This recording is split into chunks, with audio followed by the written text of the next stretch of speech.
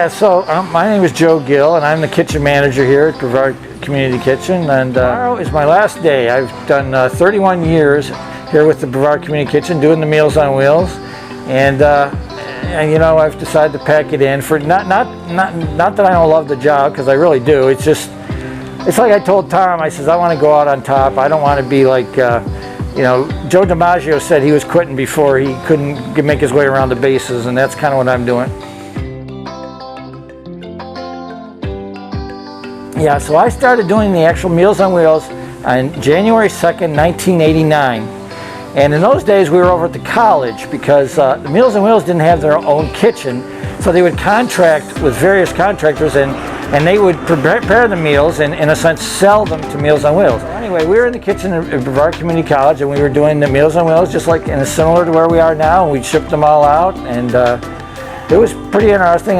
And while we were doing that, a nice lady who had received Meals on Wheels decided to donate $400,000 to the Meals on Wheels, to you know, Aging Matters in Brevard, or what was in those days was called Community Services Council.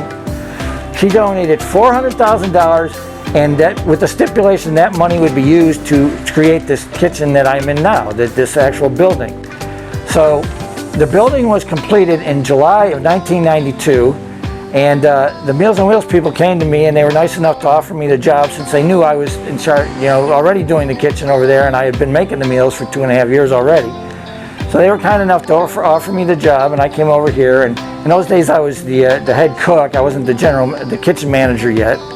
But so we started back over here, and it was really nice, because, you know, when we were at the college, we made some nice meals, but frankly, we made better meals here. And the reason was, the profit motive was taken out of it. You know, every penny that we make here at the Meals on Wheels is furrowed back into Meals on Wheels. So that was a really good feeling, to know that, you know, we were able to put every penny into the meals, and we kind of really upgraded the meals and made them a lot nicer in those days, I felt.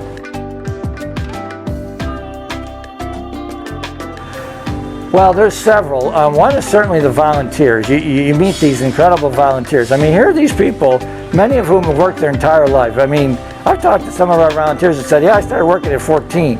And they literally worked till, you know, they were 65 or whatever. And then they turn around and come here and donate their time. And we have one fellow here who's 85 years old, and he works as hard as anybody, a paid employee. And he's an amazing guy, Arnie.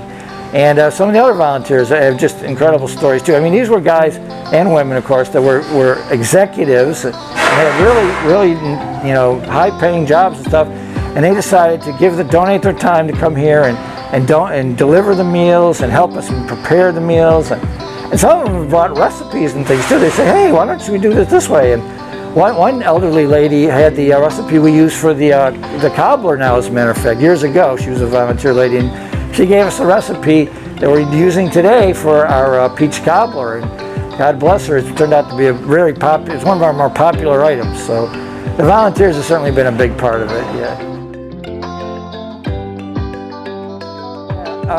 Well, you know, I love to read. I always have like 3 books going at once, and I'm hoping to visit a lot of relatives and maybe shack up with them a couple of days rather than paying for hotel rooms. I have relatives all over here and in Europe, for that matter. So I'm really hoping I can kind of, you know, hey, would it be all right if I stayed there a few days? Just a few days, you understand?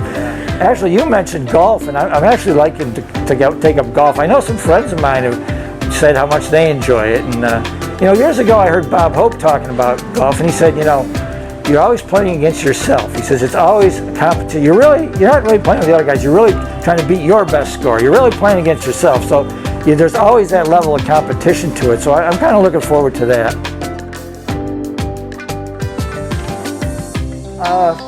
Well, certainly Tom, you know, our general manager, has been a great guy. He really accentuates the positive in everybody, and I really admire that about him. So I'm definitely going to miss him. He's been a great friend of mine. You know, he's been stewarded the kitchen through, you know, tough times and good times. So, I mean, me and him were here making hurricane meals one time till, you know, 11 o'clock at night, and you know, I actually slept here a couple times during the hurricanes, and Tom was here all the time. You know, so I'm not going to miss. He's certainly been a great manager for us.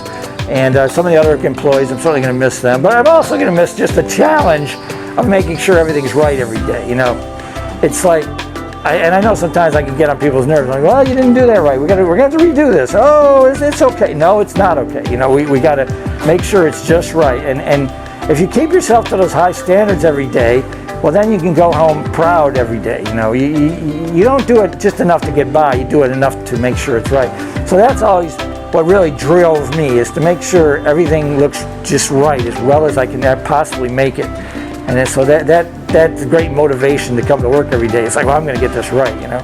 So I'll miss that, I guess. Yeah.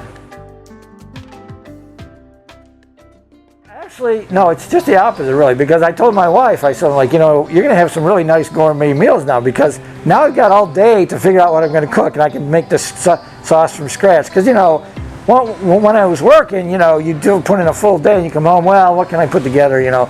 But now it's like I can make the sauces from scratch. I can go out and buy raw ingredients and stuff. So, yeah, I'm going to look forward to cooking every day, actually. I always like cooking. It's like when I first started cooking, one of my managers, I was like 22, I think, and he said, you know, you never get tired of cooking because you're always hungry.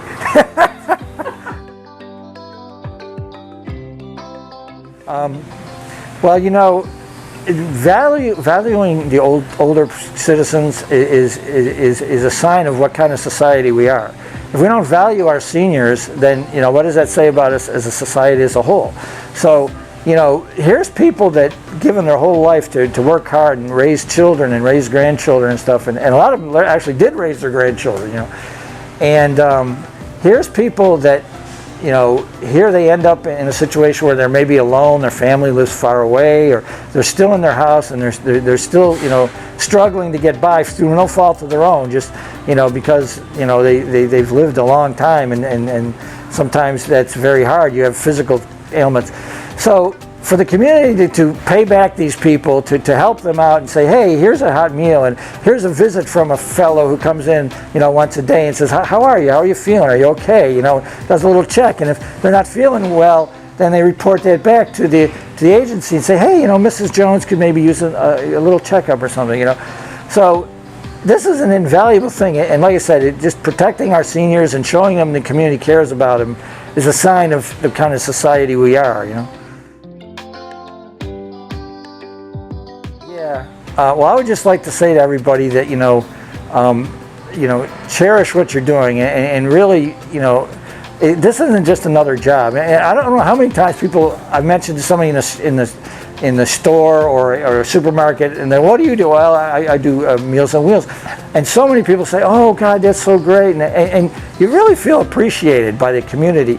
So I would just say to everybody that works here and everybody that works for Aging Matters, you know, it isn't really about the money. It isn't about, you know how much benefit they got or what kind of freaking retirement plan you have. It's really about, look what you're doing. You're helping the community, and all those other people out there. A lot of them can't say that, and we can. We can walk proud and tell people, well, this is what we do. This is what we help the community. This is what we do. And you know, and frankly, it feels good to have people tell you that they're proud of you for doing it. And I think that's the thing everybody in our company should carry to their heart, is that, you know, this is what we're doing to help people, and that's a great thing. I really appreciate everything. You covered on your last line. Yeah. Just wanted to thank you all your years, 28 years plus. Yeah. Once again, you ran the perfect line. Yeah. Thank you so much. Oh, well, thanks everybody. Oh, really. Believe me, I have full faith in everybody who works here that you're going to do an even better job than I ever did. I truly believe that. I really do.